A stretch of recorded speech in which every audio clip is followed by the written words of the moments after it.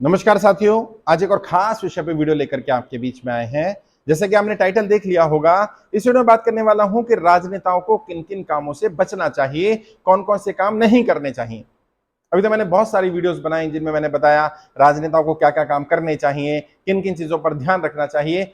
आज मैं बता रहा हूं क्या क्या नहीं करना चाहिए, और यदि ये गलतियां करेंगे, ये काम करेंगे, तो आपकी छवि सही नहीं बनेगी।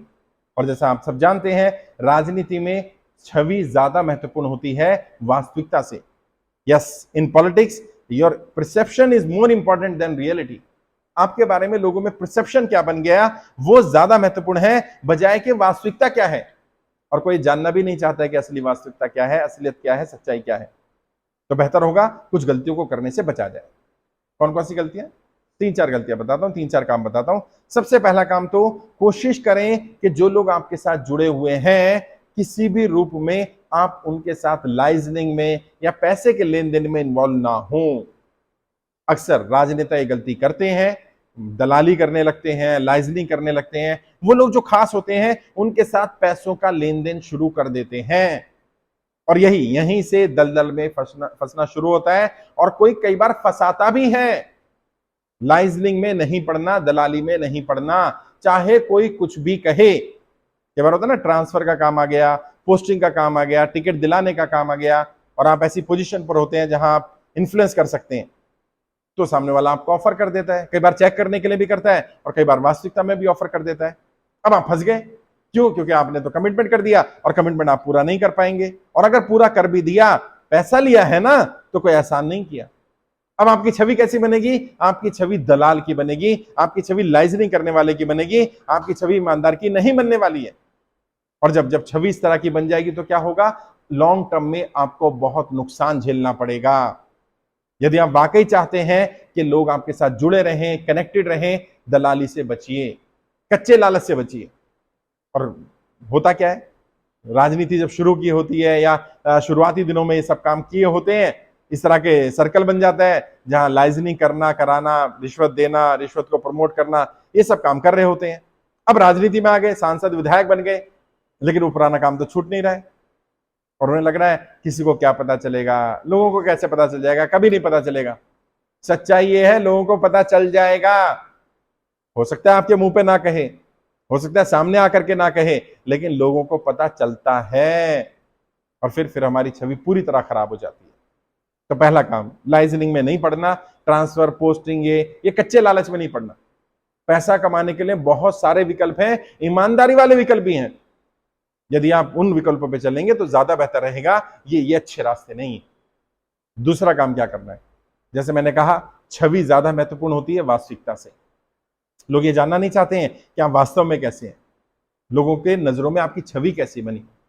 कोशिश करें आपकी छवि गुस्से वाली नहीं होनी चाहिए। भले ही आप गुस्से वाले हों, तो क्या करना है? पब्लिक प्लेटफॉर्म पर या पब्लिक स्पेस में गुस्सा नहीं करना। कुछ भी हो जाए, गुस्सा नहीं करना। प्राइवेट स्पेस में कर सकते हो, वैसे तो मैं रिकमेंड ये करूंगा आप प्राइवेट स्पेस में भी गुस्सा ना करें, क्योंकि जो हम प्राइवेट स्पेस में करते हैं, कभी ना कभी पब्लिक स्पेस में वो रिफ्लेक्ट हो ही जाता है। और जब पब्लिक स्पेस में रिफ्लेक्ट हो जाता है, तो लोग ये स्वीकार नहीं करते कि आज किया है, आज तो दिख गया, यानी ये व्यक्ति ऐसा ही है। और गुस्सा क्या, मैंने कई वीडियो में बताया, गुस्सा है क्या? दूसरे की हुई गलती की सजा अपने आप को देना। क्यों भाई?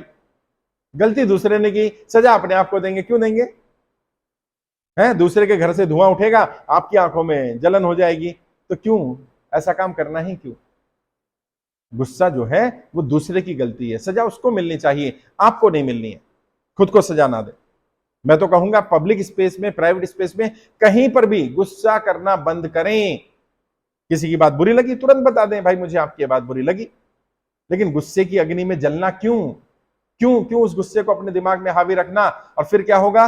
फिर जो जरूरी काम है, आप वो जरूरी काम भी नहीं कर पाएंगे, और इससे आपका तो लंबा नुकसान हो जाएगा। लॉन्ग टर्म में आपको लॉस होगा, ना टीम बन पाएगी। और टीम के लोगों को अगर ये पता चला कि व्यक्ति बात बात पर गुस्सा कर देता है, इसको तो तमीज ही नहीं है, समझ ही नहीं है कि कब गुस्सा करना है, कब नहीं करना, तो ऐसे ऐसे लोग छूटते चले जाएंगे। कई नेता हैं जिनके बहुत अच्छे अच्छे साथी थे, लेकिन उन्होंने वो साथी खो दिए क्योंकि उन्होंने गुस्सा करने की आदत को डेवलप कर लिया और इस आदत को छोड़ नहीं पाए। एक और तीसरी चीज ध्यान रख रही है, ये काम भी नहीं करना। क्या? जैसे आप हैं वैसे ही बने रहिए। दिखावा करने की, फॉर्मेलिटी करने की, किसी को इंप्रेस करने की कोशिश मत करिए। कई बार ऐसा होता है, हम लोगों को इंप्रेस करने में लग जाते हैं, हमारी छवि से, हमारी पर्सनैलिटी से, हमारी बातों से लोग इंप्रेस हो जाए। नहीं, जैसे हो वैसी ही वास्तविकता रख दो। जिसे स्वीकार करना होगा कर लेगा, और जो स्वीकार नहीं करेगा, चाहे आप कितने ही एग्जाम्पल देते रहना, वो स्वीकार नहीं करेगा। तो इसलिए ये परवाह करनी छोड़ो, लोग क्या कह रहे हैं, लोग क्या देख रहे हैं, लोगों को क्या देखना पसंद है। जैसे तुम हो वैसे ही प्रेजेंट कर दो। अब्राहम लिंकन ने भी कहा था ना, you can make full of someone sometimes, but you can not make full of everyone every times. कुछ लोगों को कभी कभी मूर्ख बनाया जा सकता है, लेकिन हर किसी को हमेशा मूर्ख नहीं बनाया जा सकता। मत प्रयास करिए दिखावा करने का, फॉर्मेलिटी करने का, केवल इंप्रेस करने के लिए कोई काम करने का। ये काम करना छोड़िए। समय भी लगेगा, पैसा भी लगेगा, और छवि खराब ही होगी, क्योंकि हर बार तो आप इंप्रेस नहीं कर पाएंगे, हर बार तो वो परसेप्शन नहीं गढ़ पाएंगे। तो क्या होगा, लोगों को वास्तविकता मिल जाएगी, देख लेंगे लोग उस वास्तविकता को। तो जैसे वो सामने रख दो, और फिर अगर परसेप्शन गलत बन रहा है तो फिर उस परसेप्शन की काट की जा सकती है। फिर अगर आपकी छवि खराब हो रही है तो फिर छवि को कैसे ठीक दिखाना है, जैसे आप हैं वैसी क्यों नहीं दिख रही है, उस पर काम पर किया जा सकता है, उसके कारण को ढूंढा जा सकता है।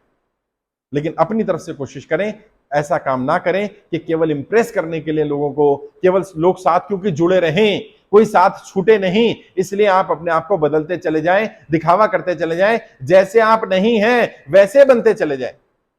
फिर क्या होगा, जो आपका असली रंग है, जो वास्तविकता है, वो जब लोगों को पता चलेगी, लोगों को लगेगा आप बदल गए हैं। इसलिए बेहतर है जैसे हो वैसे ही, लोग मुझे वैसा ही स्वीकार करें। मुझमें कुछ कमियां भी होंगी, मैं भगवान तो हूं नहीं, मुझमें कुछ कमियां भी हैं, कुछ गलतियां भी मुझसे हुई होंगी। जैसे मैं सामने वालों को गलतियों के साथ, कमियों के साथ स्वीकार करता हूं, जो व्यक्ति मुझे मेरी गलतियों, मेरी कमियों के साथ स्वीकार करेगा, वही मेरी टीम का मेंबर बन पाएगा। और लॉन्ग टर्म में यही लोग होंगे जो मेरी परसेप्शन, मेरी इमेज, मेरी वास्तविकता जनता तक पहुंचा पाएंगे। तो कम से कम इन लोगों के साथ तो वास्तविक रहने की कोशिश करिए। जो आपका कोर ग्रुप है, जो आपके खास लोग हैं, उनके साथ तो जैसे हैं वैसे ही। अपनी असलियत खोल के रख दी सामने, मैं ऐसा ही हूं, जो स्वीकार कर ले ठीक है, जो स्वीकार ना करे बेहतर है वो आज ही चला जाए। चौथी चीज, ये गलती या ये काम भी नहीं करना। क्या? जब लोगों की आप मदद करना चाहते हैं, आप मदद नहीं कर पा रहे होते हैं। कई बार ऐसा होता है कि लोग हमारे पास आते हैं, मदद नहीं कर पा रहे हैं हम। कई बार ऐसा होता है कि हम अपनी तरफ से पूरे प्रयास कर रहे हैं, पूरे एफर्ट कर रहे हैं, लेकिन वो एफर्ट रिजल्ट नहीं ला पा रहे। कभी भी ये मत कहिए कि मैं आपका साथ नहीं दूंगा, मैं इस काम को नहीं कर सकता, मना मत करिए। जबकि तब भी आपको पता हो कि आप नहीं कर पाएंगे, तब भी जब आपको पता हो कि आपके एफर्ट बेकार जाएंगे, फिर भी एफर्ट करने हैं।